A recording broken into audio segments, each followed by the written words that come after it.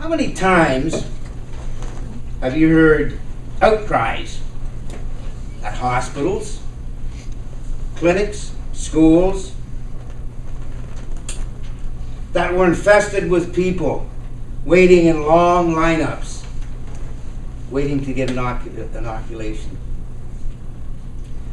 You see, there was always some place somewhere else that a few people died because of a flu, because of a virus. And everybody around us was concerned about us. Okay. Over the flu. Now, how many times have you heard the same outcries? How many times have you seen anybody in a lineup about the number 1 killer in North America? Stress and worry. How many times? You know, before this day's over, there'll be another tens of thousands of people dying because of worry. Mr. Toastmaster, fellow Toastmasters, and 2 brilliant guests. You could be one of the 10,000. You could be next, unless you listen to me right now. I've enlisted the help of Dale Carnegie. Now, he wrote a book that I acquired some 30 years ago. Dale Carnegie did something on public speaking. He did How to Win Friends and Influence People, his first book. He wrote a great biography on Abraham Lincoln. And this one here is called How to Stop Worrying and Start Living. I was at my mother's place a few months ago, and she was giving my sister and I boxes and boxes of books, and somewhere back in mid-75 I was going to take a Dale Carnegie course, and I got all the books. A friend of mine borrowed How to Win Friends and Influence People, and I never did get it back. He was influenced to become a thief. And the public speaking book, I've dabbled in it once in a while. And this one here, you can take every page out of it. It saved 3 people in my family from death. 2 of them had mental illnesses that was caused by worry, caused by stress. Everybody in my dad's family, 9 children, all but Uncle Mickey, died of worry, of stress. He was too busy to go to the doctor. He had a farm to run. My mother, my father, myself, my uncles, my aunts, all of us have had heart problems. I've had a quadruple bypass. I'm going to tell you right now, in the next few minutes, how to get rid of that worry, according to Dale Carnegie. Now, I'm going to tell you how to live your life in day-tight compartments, and then I'm going to give you 3 simple little rules to follow. They're guidelines. It won't stop all the worry in your life, and there's some things that you'll say, this is impossible. And if you think you can't, you can't.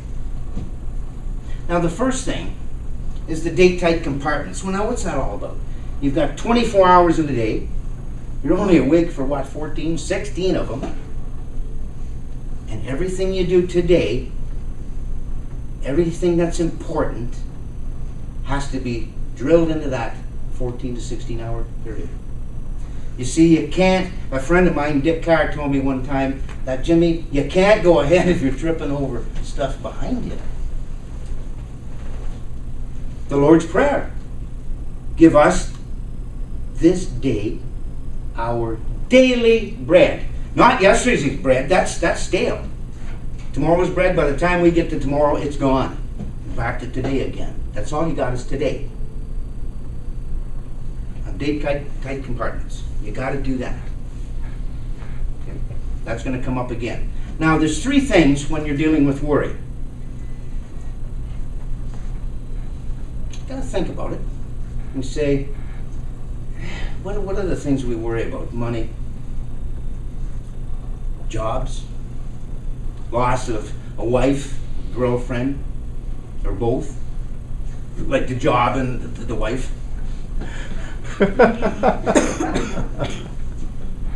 And what you got to do is you think, now what's the worst that's going to happen? What's the worst, the very worst that's going to happen?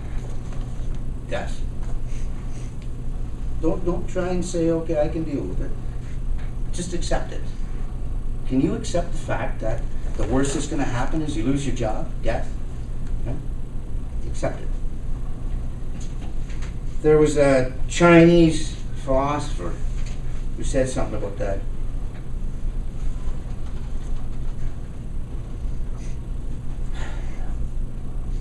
I was looking for his name, I can never remember it. Lia Yutang says, true peace of mind comes from acceptance.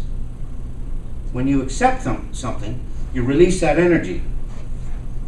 Automatically, when you accept the worst that can possibly happen, then you've got nothing else to lose. Then automatically, you've got everything to gain. Is that not right? That's the second thing. The first thing is, what's the worst that can happen? The second thing is, accept it.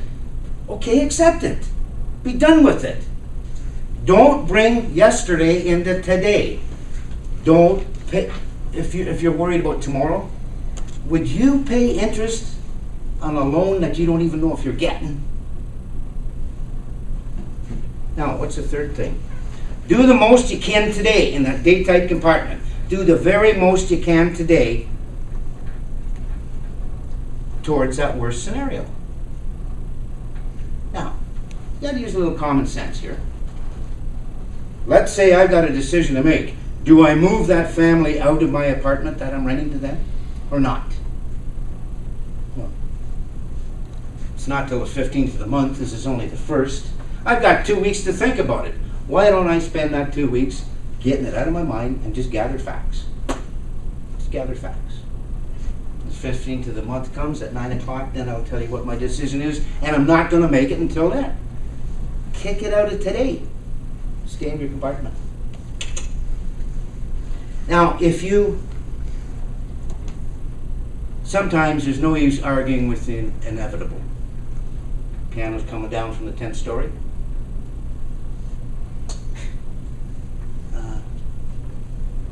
Accept the fact that you're going to go, but move. Right?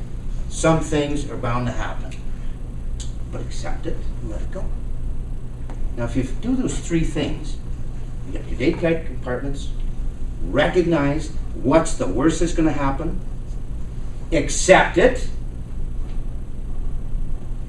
and do the best you can in that compartment to make that problem go away.